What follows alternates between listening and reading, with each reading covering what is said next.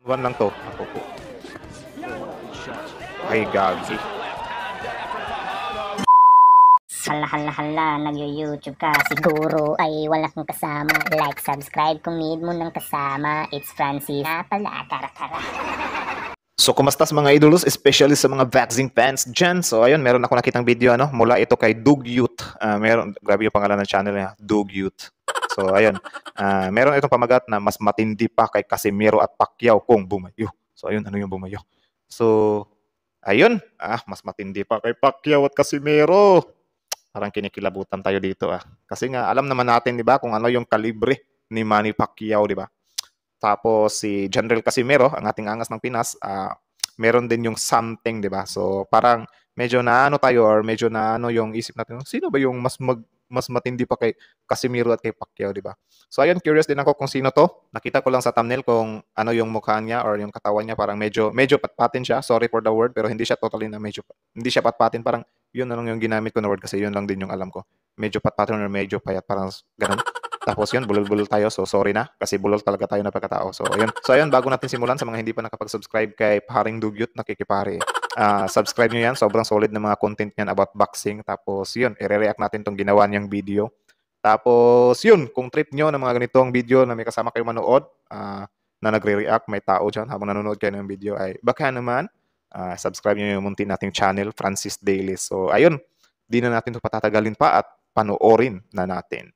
Mas matindi pa kay Casimiro at Pacquiao kung bumayo. By Dugyot. Tuloy. Hindi si Donaire. Yun, hindi si Donaire. Sino kaya? Uy, nauya-inuwi yun At hindi po si Casimiro. Hindi talaga siya si Casimiro kasi mas matindi pa kay Casimiro eh. So ayan, huwag niyong pansinin yung pinagsasasabi ko dito for satire or for entertainment purpose only lang to.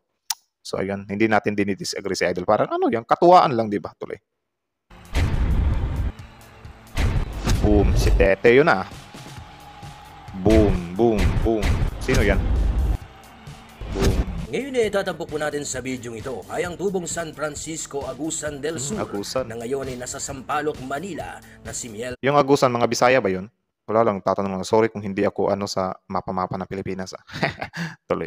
Fajardo at kilala sa alias na Silent Assassin. Naku, boss! Na mapapaharap sa isa sa mga bataan nitong si Marcos El Chino Maidana na Wait lang Yung Silent Assassin na tawag sa kanya or bansag sa kanya. So ayun, alam na natin kung bakit nga ba mas matindi pa siya kay Pacquiao at Casimiro. Parang something na pinagkukumparahan ba? Kasi nga, pangalan pa lang Silent Assassin. Alam nga namang pangalanan kang Silent Assassin kung hindi ka matinik, di ba? So ayun, tuloy ang ingay.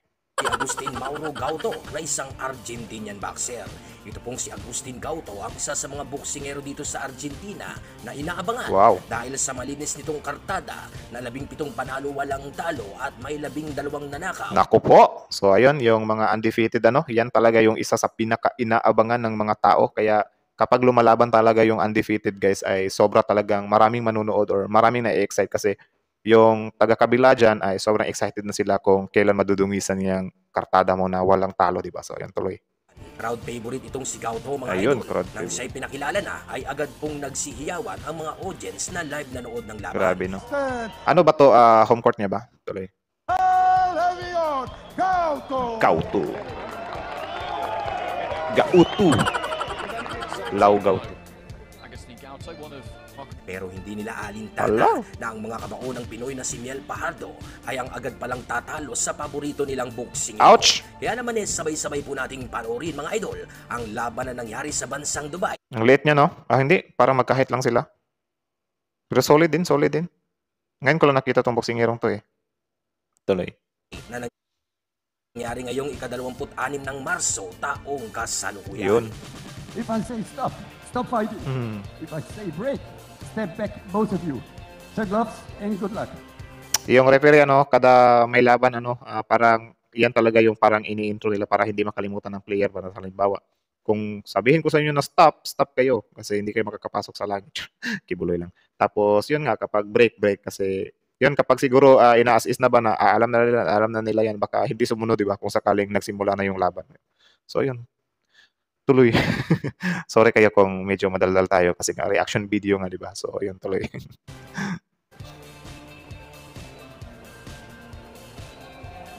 So here we go. This one's scheduled for Simula na. Papakondisyon na sa Gedli. Gedli pala. Yun, the bell is belling. Belling ang putik. Yun. Boom. Boom. Boom. Boom. Shoo. May pag gano'n, no? Shoo. Shoo. Shoo. Parang ano, parang nagpapakiramdaman pa sila. Papakiramdaman. Tama ba? Hindi ko alam yung word na yun. Wait lang, tingnan natin kung napunta ba natin yan sa pinakamalinaw. 360 lang. Naku po. Wait lang ha. Saglit lang. Huwag mainit. Wait lang tuloy.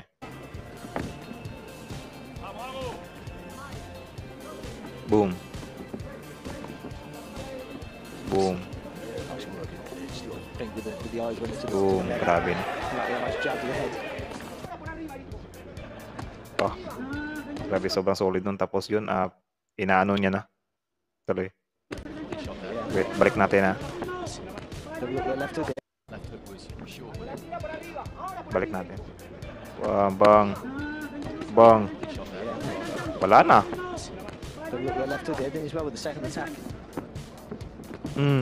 Grabe eh. Ginawang punching bag min.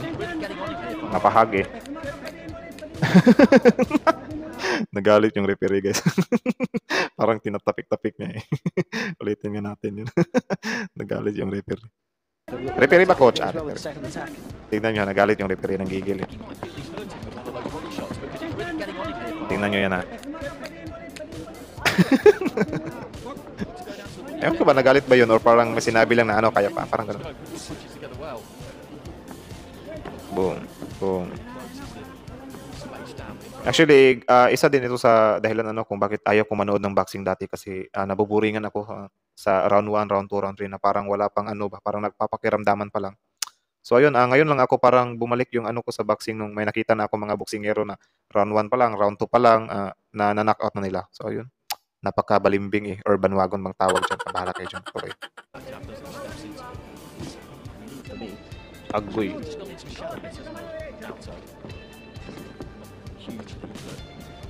Wala, mailag oh. Boom. Wala na.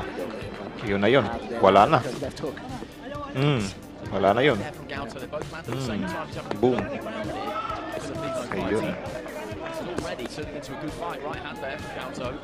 Wait lang, magiging ano na lang tayo, no? Try natin maging commentator. Parang na ano ako eh. Ulit. Ayun, sinuntok sa ulo. Bang. Nakatama. Yun. Nakaganti. Bang, bang. Nabuksan yun. Akala ko highlights lang to. Hard. Isang laban pala to. Or round 1 lang to. Ako po. Ay, gagi. Or round 1 lang, eh. Ulit. Grabe, round 1 lang, men. Teka lang, ha. Nainit na ako, eh. Round 1 lang pala. Yun. Solid yun. Left din. Lefty. Wala na. Wala na. Wala na. Meron pa pala. Save by the bell.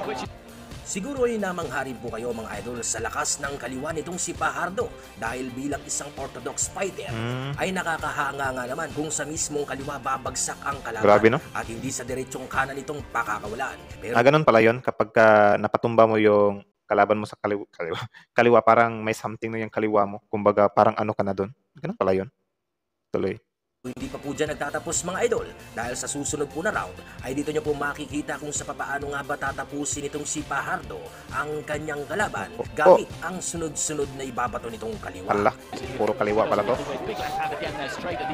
Wala, buti, hindi niya inano. Yung ibang mga boksingero nandadaya kahit na nakita na nila na nasa sahig na parang inaano pa rin nila. Grabe, madaya yun, di ba? Tuloy.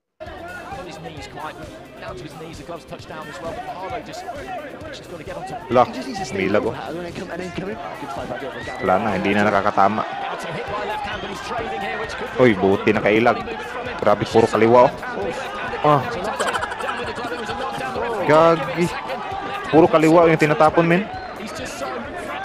Pero matibay din yung kalaban niya, tumatayo pa rin. Grabe, puro kaliwa lang talaga yung ginagamit niya. Oh. Parang gumaganon-ganon lang siya ba? Grabe. Nakikihype ako doon Try.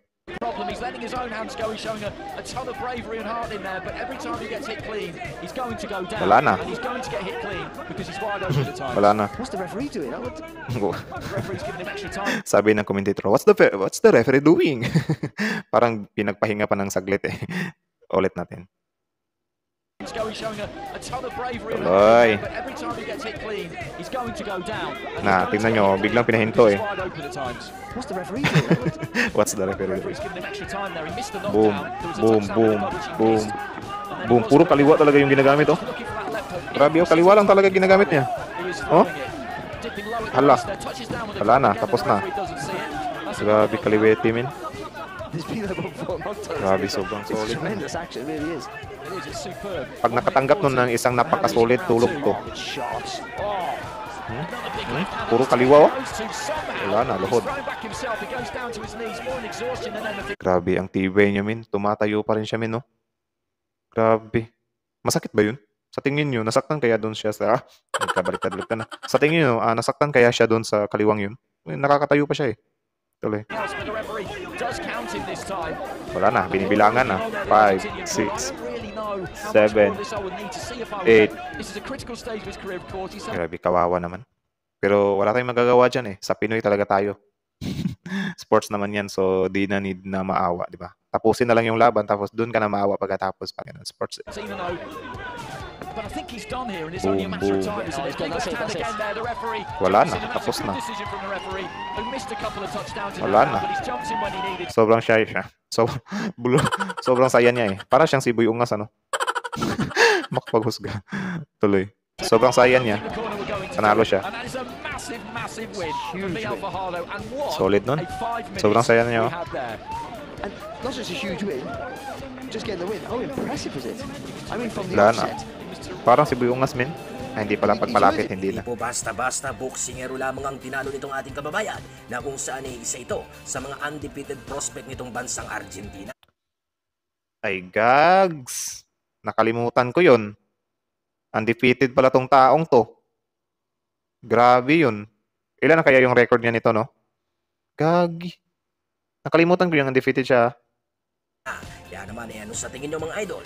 May Grabe no, hindi siya nakaporma, no? Potensyal nga ba itong si Miel Fajardo Meron. na balang araw ay maging isang ganap rin na world champion? Naku po, hindi pa pala siya world champion.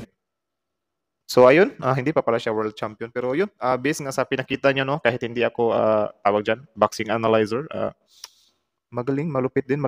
Pero siguro, need niya pa na magsanay pa para naman sa iba pang mga boksingero, di ba, na may kakaiba ding estilo. So ayun, tignan nga natin, Miel Fajardo. Tignan natin yung box rec niya or yung record niya, di ba? Kasi ngayon ko lang nakita tong tao na to Well, malamang ngayon ko lang siya makikita kasi hindi naman talaga ako boxing fan, di ba? Pero ayun, na-enjoy ko na yung boxing ngayon. Boxing fan. Wait, Miel Fajardo. Tignan natin yung record niya. Mula nung, sino bang pangalan nun? Nakalimutan ko tuloy yung pangalan ng kalaban niya. Ay, wala pa pala siyang gaanong laban, min. Kailan siya nagsimulang mag-boxing, So, ayun, based na nakita natin dito, si Miel Fajardo ay meron siyang 11 wins, 1 loss. Tapos 2 draws. So, not bad. Yung tinalo niya pala na si Mauro Gauto ay noon pang March 26, 2022. Tapos, sumunod na laban niya ay si Richard Clavares, July 30. Tapos, December 28, 2022, si Sarawut Jamtong. Tapos yun, yung latest na laban niya ay si John Paul Gabonilas, August 15. So ayun, wala siyang gaanong laban, men. So sana nga ay mabigyan siya ng marami pang laban para soon magiging world champion din siya. So ayun, malaki din yung niya. Meron din siyang potential. Tingnan nga natin sa comment kung ano yung masasabi ng mga tao doon. Kasi tayo, nagbe-base lang din naman tayo sa mostly kung ano yung mga pinagsasasabi ng iba, di ba? Kasi for sure, merong mga boxing analyzer dito na nagko-comment. Alam nyo na. Persistent box, good discipline, accurate landing, hook, and focus on the fight that made him a notable fighter, hoping for a champ bout soon. mahusay na pag-aalaga at disiplina, may mararating ang batang yan. Lakas, bilis, talas, awata, footwork, okay na pantapat sa mga champion, more power, iho. May power, no doubt, pero kailangan pa rin ito ng magandang training kasi sa ngayon, he is one-dimensional fighter who relies mostly on his left hook and straight, just like Pacquiao during his early boxing career. Pag ito na-improve, the right hand solid itong batang na ito. Kaya nga, yun ano, yung sa left niya kasi ang sabi dito, hindi daw dapat yung puro ka na lang left kasi baka machambahan ka rin. So ayun, ang sabi nga dito, ano, dapat i-train niya rin yung right niya para mas solid talaga. Kasi nga, kung solid na nga yung left niya, mas solid din kung napagsabayan niya yung left at right, di ba?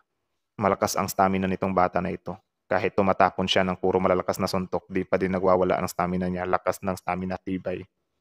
Kaya nga sobrang bilis niya. Tapos parang nakakaya niya lang or namamani niya lang. Ang galing niya at malakas kabang-abang ang kanyang mga magiging laban. Yeah. Pero di siya gano'ng nabibigyan ng laban, ano.